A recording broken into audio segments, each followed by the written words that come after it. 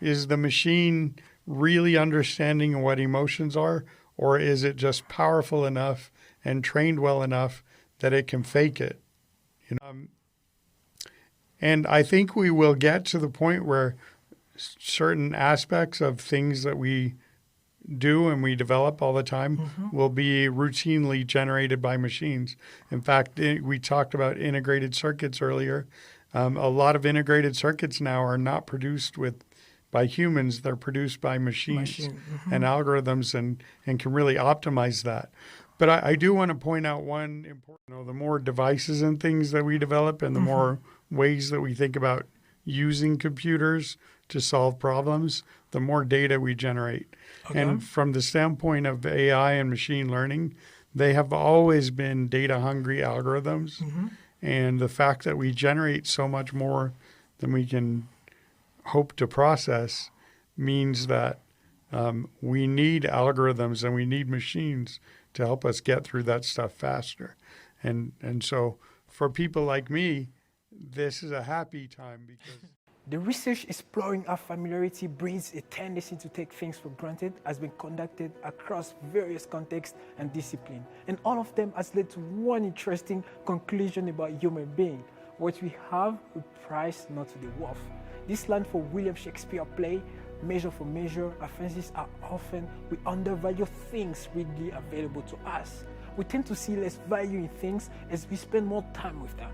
We are becoming extremely exposed to the technology to the point that we don't realize the enormous changes happening behind the screen. For instance, we had the presence of artificial intelligence for a long period of time, but it just recently became obvious with the rise of large language models and generative AI such as ChatGPT, Midjourney, DALL-E, and you name it. If we keep an eye on the history of humanity, we found patterns of the fundamental truth that is actually hard to predict the future unless you make one. Back then, in the 90s, when the concept of artificial intelligence was introduced, computer scientists aimed to explore the possibility of creating machines that could mimic human intelligence. The belief that machines could be programmed to simulate any aspect of human intelligence and perform tasks that typically require human cognitive abilities. But as we are getting closer to such technology, we are actually extending this concept. Not only do modern computer scientists agree that AI can mimic human intelligence, but also have the potential to surpass human intelligence. That's why Elon Musk has expressed concerns about the potential dangers of advanced artificial intelligence. Because if AI systems could become much more advanced than human beings, they could pose a significant threat to humanity.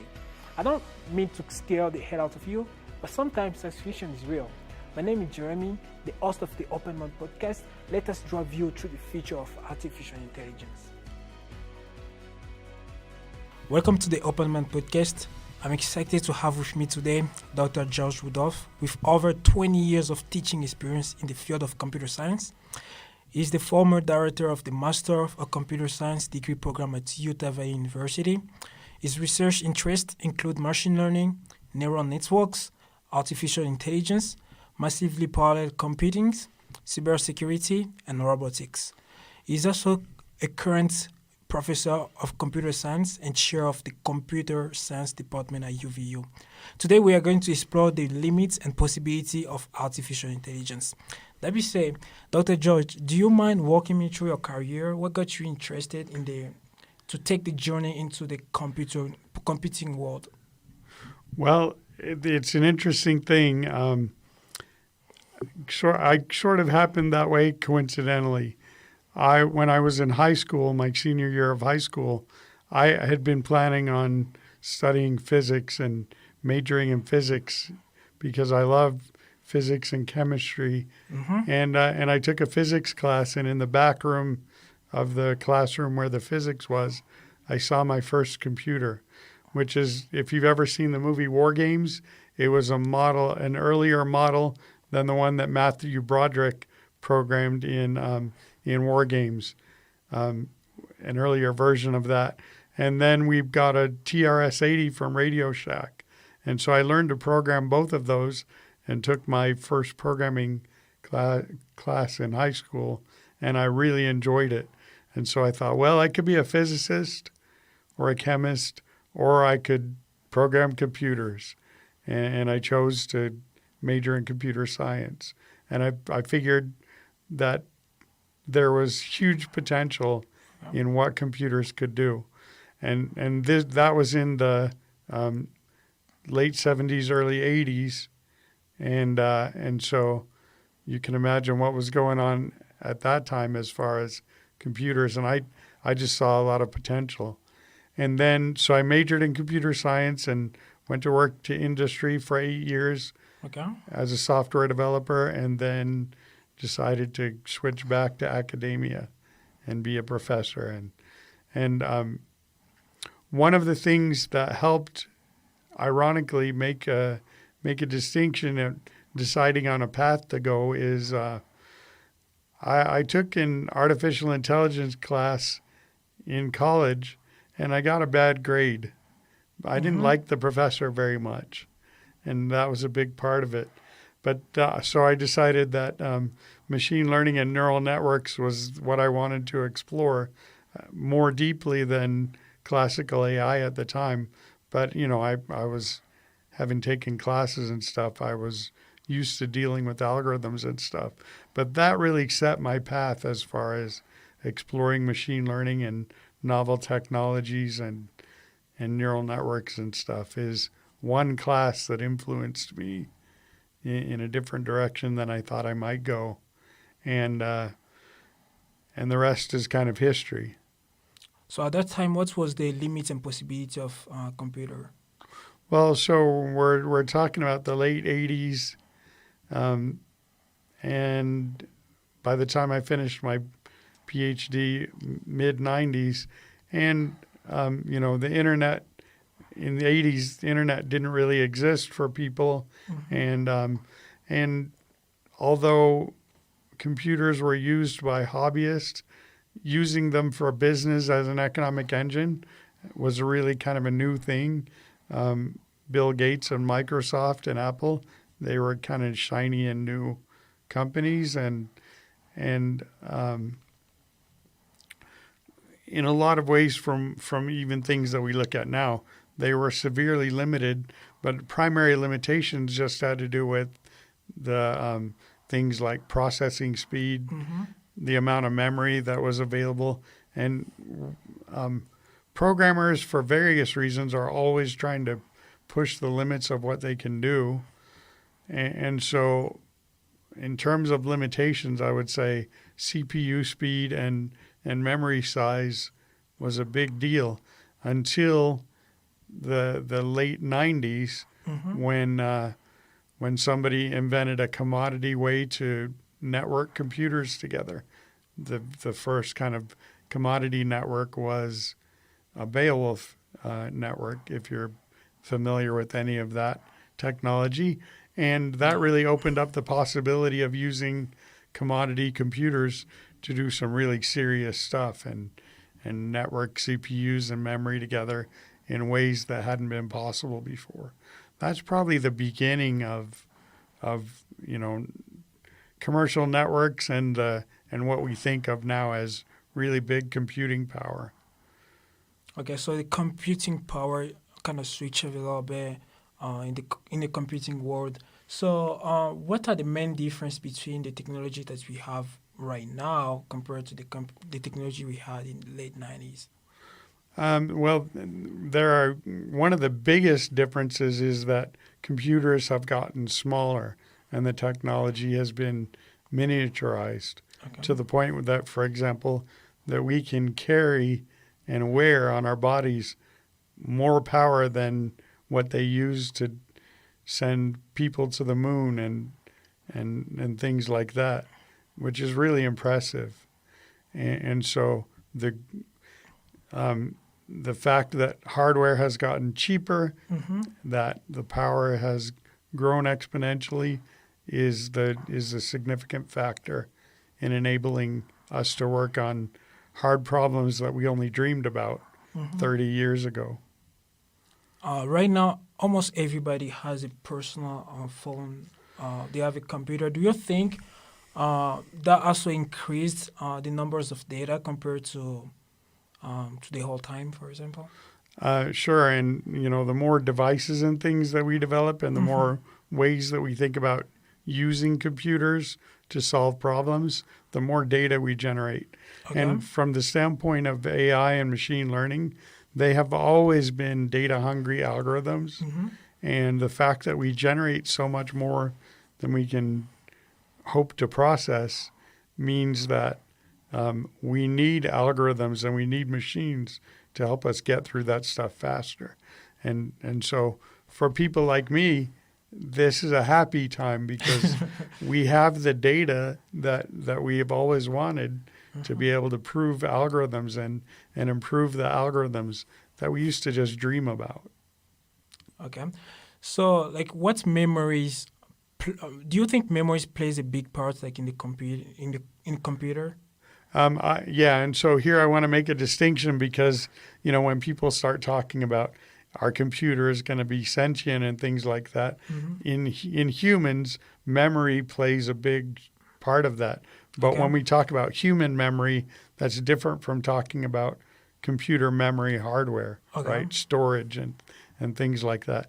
And I think that the storage and the memory in a computer, the capacity for that, does play a significant role in the kinds of problems we can deal with. If you have only a few kilobytes of memory in a device, that limits what you can compute on that device versus having 100 zillion terabytes of memory that you can access really fast. It limits the size of problems that you can deal with if you don't have enough memory. Okay, so with such memories that we have right now, our computers, our phones has like increasing numbers of memory compared to the 90s, for example. And because of that, we are AI or like our computer system are able to solve complex tasks beyond human capability, for example. So do you think there is a correlation between consciousness and intelligence? Because even though AI is able to do certain tasks that human can do as well, yet they don't know that they exist. They are not self-aware. So do you think there is a difference between consciousness and intelligence? If you mean intelligence in the context of solving really complex problems really fast, I do think there is a distinction between that kind of capability and consciousness or self-awareness. Okay. And one of the sort of exciting things about that is the increase in technology that we're seeing allows us to explore the meaning of consciousness and questions like, what does it mean to be human, faster and in ways that we have never been able to do that simply because we couldn't program a machine to try to emulate or do things that a human would do in kind of the same ways.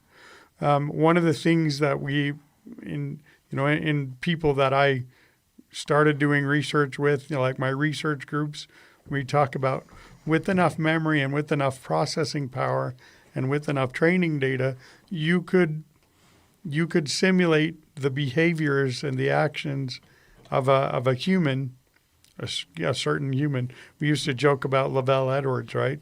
If we had a powerful enough computer, we could simulate Lavelle Edwards coaching football on the sidelines. And I think that's really true. But and you could get as accurate as you want it to be, given enough computing power and enough memory. But does that still mean that the computer is conscious? And the answer, I think, is no. But I'm willing to say the capability allows us to explore what is the nature of consciousness. Okay. What does it mean to be self-aware in ways that we just haven't been able to before.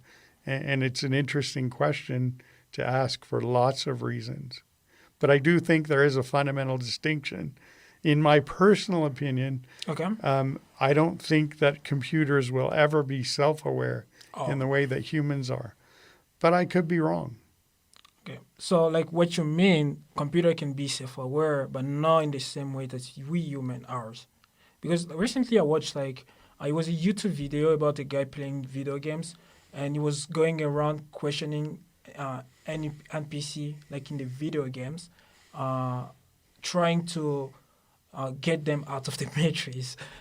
So, like, each time he will tell them that they are living in a simulation, those NPC are aware of that. They're like, yeah, we know we're living in a simulation. We know that we are a line of code, but yet we cannot move from this place.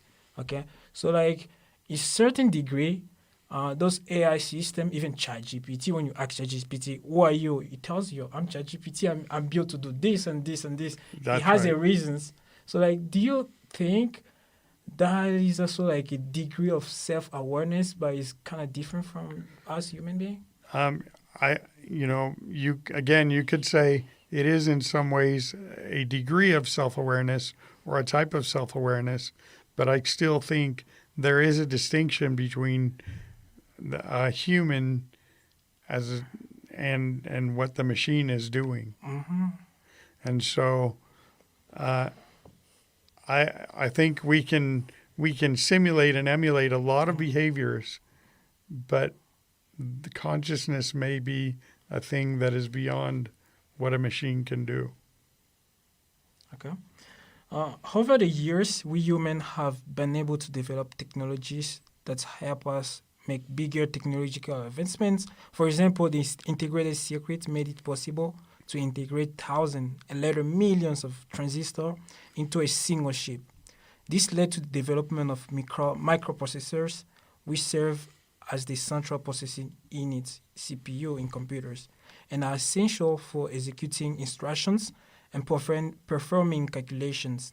We are using AI right now as a tool to help us with predictive analytics, natural language processing, computer vision, speech recognition, recommendation systems, and you name it.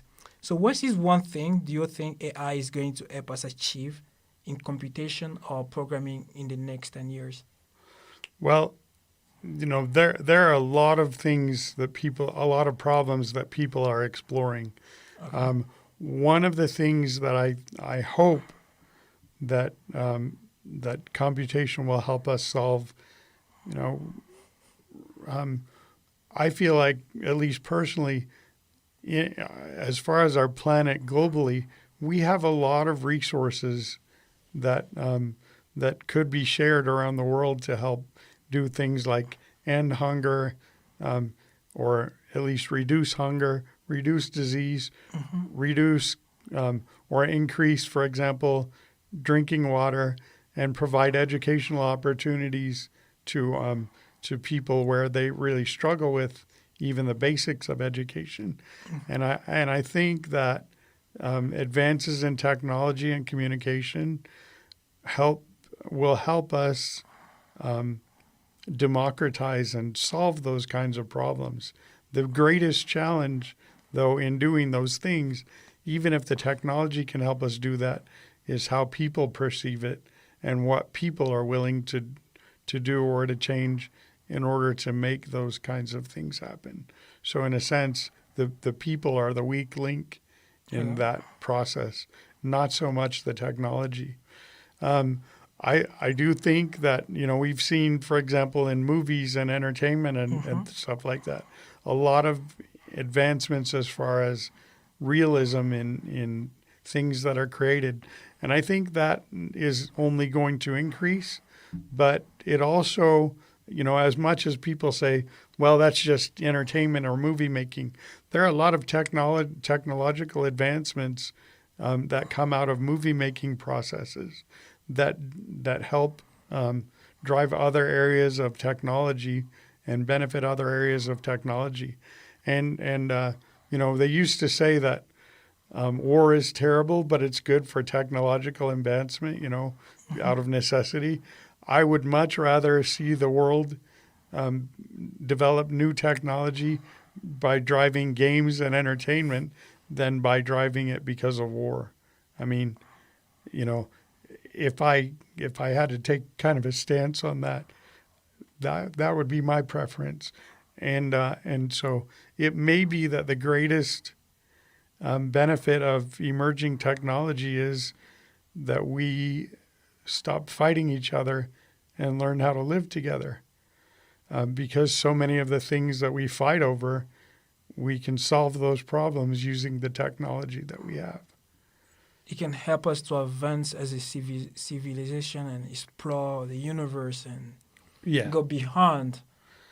And so again, the resources and things that we struggle over and fight over and things, I think technological advances will help us solve those problems.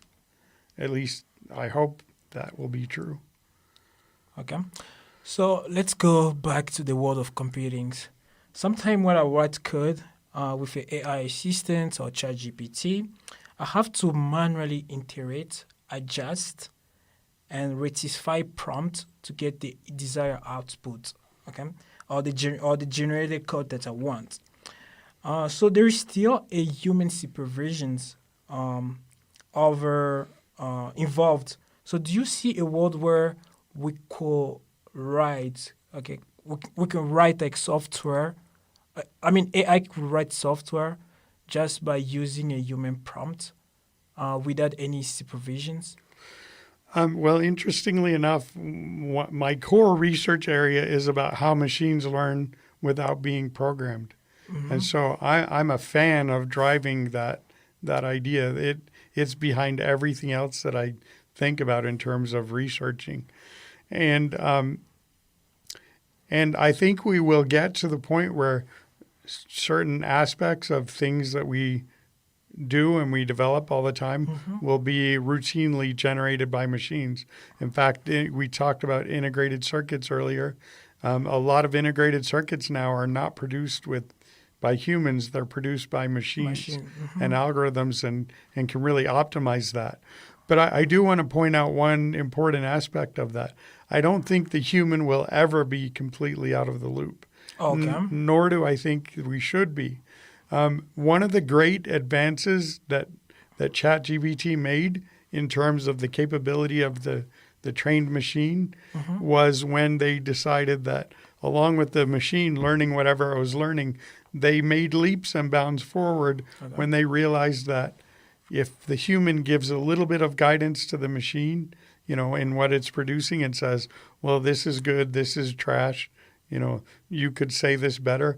When they involved the human in giving advice to the machine, leaps and bounds happened. That's one of the ways in which ChatGPT training became so powerful, because we were involved in human guidance. And so I think while the number of problems that we can solve, the frontier is always moving. So we'll understand some tasks well enough. Yeah, the machine can just do that. But we'll always be on the frontier of things where we need human guidance and human creativity to guide the machines in what they're doing.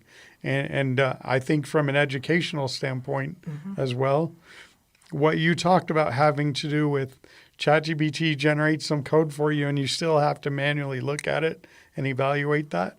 Well, from an educational standpoint, I want you to be able to have to do that. Because that's how you learn to do it yourself. Yeah. That's how ChatGPT can teach you to be better at doing whatever it is that you asked it to do. And so as an educator, I don't want you to just splat something into ChatGPT and give me whatever it gives you. I want you to go through that critical thinking process. Okay. And I know that, artists, for example, can use computers and computation to create music and art faster. But there is still the drive for thinking about things like, well, what's beautiful, what's useful, what's interesting to look at or to listen to. That element of things will never go away. And what that meaning comes from humans, and is part of what makes those things interesting to all of us. And so I don't think that component will ever go away. Okay.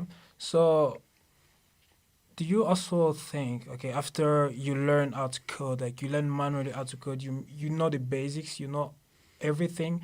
Do you think using AI as like a tool to help your productivity could also be useful? Because eventually, this world where we're going, we s- we start using like human language to communicate with AI to do certain things. So like I know learning the basics are really much critical and important, but like do you think we can still use it like in a productive way? Oh, I think definitely. And one of the challenges we have right now is, in talking about cheating and what does cheating mean in relation to using ChatGPT to produce things. Our industry and industries, all advertising and programming and other things, they're actually expecting people to come out of college knowing how to do the kinds of things that you were just talking about. That is, I give it a prompt, it generates a document. I look at the document, I make sure that it says what I want it to say, and I can generate that in 5 minutes rather than 2 days. 2 days, yeah. That kind of skill for us as an educator to say, well, you're going to do that in industry, but it's cheating if you're doing it in a class. In my mind, there's a huge conflict there. Okay. Is that if I want to train people to have those skills, then they have to be able to do that in the classroom as well, and things. And it can't be just something that they have to pick up on the side, because employers are expecting people to be able to do that, whether you're a programmer or an advertising agent or whatever it is that you're doing, a medical student or a pharmacist. They're going to expect that you have computing skills and that you are able to generate information quickly. It's a job skill. And so that's an issue that we really have to wrestle with as an educational institution or in education generally, is we can't call it cheating if it needs to be a job skill. Oh, okay. That's interesting. So let us go back to natural language processing. Speaking of human language, we use natural language understanding and sentiment analysis, which are subsets of natural language processes, to teach computer system the true meaning behind our emotions and, the true meaning of our emotion behind the words and sentences that we use. So what does it mean for the AI system to be able to emotionally comprehend human being? Well, that's an interesting question, and it has, I think, to go back. On one level, it has to go back to the issue of consciousness and self-awareness, and is the machine really understanding what emotions are, or is it just powerful enough and trained well enough that it can fake it, in terms of communicating with somebody. And in my mind, in a lot of ways for a human, if you go to a machine, let's say you go to a machine psychologist or, somebody you just need to talk to because you're having a hard time. If you're able to be productive and advance and get over whatever issues you're having, does it really matter whether you visited a human or whether you visited a machine? And on some level, the answer is no. I mean, if you got what you needed from that interaction, who cares whether it was a person or a machine? That, in my mind, is a kind of a service advantage, if you will. And I think there is a large segment of human population who would say, I'd rather talk to a machine than another person about some of my things and stuff like that. As to whether a machine will actually ever fully comprehend emotions, again, I think with enough computing power and training, we can simulate that in ways that are useful. But do we need to really care whether they're actually conscious or actually comprehending? No. For a lot of things, I think the answer is no. But it is still an interesting question.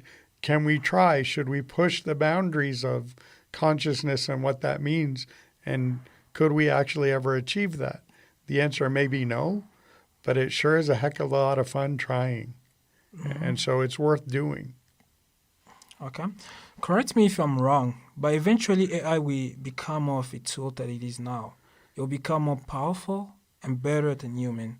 There will be a time where businesses will invest more in robots and computation to automate their workflow instead of hiring human beings. AI will have a deeper understanding of human beings because it knows what we are, what we like, what we hope, and what we believe in. Because all of our recommendation, all of the things we watch sometimes are recommended by AI systems. At that point, if becomes conscious, then science fiction movie about AI will become real. And that's what people are most scared about because AI will have power to deceive our civilization. For example, even though ChatGPT is still under development, but sometimes, not all the time, it makes up stuff and arguments in an articulated way that could convince you about false information unless you fact check it. Even tech giants rely on computer systems to make certain decisions. Do you see a future where we humans we still have total control over this technology? And if so, why is that? Well, that's an interesting question. If I were to give a simple answer, I think that in my opinion, for example, versus the Terminator movies, I think that we will always be in control over technology and how it's used. The really scary part is that if we put in motion some kind of a technology and not necessarily that we lose control of it, but it does disastrous things, and causes problems that we didn't really intend. That can be really harmful. But in terms of are the machines ever going to take us over and basically wipe us out, I don't see that happening. Okay. But I can see people trying to develop technology, as they do now, to do harmful things. But that has more to do with human nature than it does with the technology. It's just that technology, with all of its benefits, also has the ability to accelerate harmful things that people can do with the same technology. And so what we really need to do as human beings is evolve beyond doing bad things with stuff. And I don't think that's ever going to change. Oh, well, thank you so much, Dr. Rudolph, for being here and sharing your thoughts. What would be your advice to, tech students who are learning how to code, who are learning how to program, who are learning how computer works? What will be your advice, and what should they, what are the soft skills or hard skills they need to learn that will help them in the future as well? Well, I would say this is, there is a huge debate going on about what ChatGPT and other tools like that, generative AI, how that's going to impact education and how we should use it, and so many questions. That here's the fundamental thing. Okay. I think that students need to learn how to interact with ChatGPT, generative AI, and use it to learn. I really feel like it can accelerate our learning in ways that we're only scratching the surface of. And so I really think that students in all majors should use it to learn and use it to get better. But the fundamental issue is they need to use it to teach them, not to just skate by, right? If people who want to skate by can always find ways to skate by. The challenge is to use it to learn.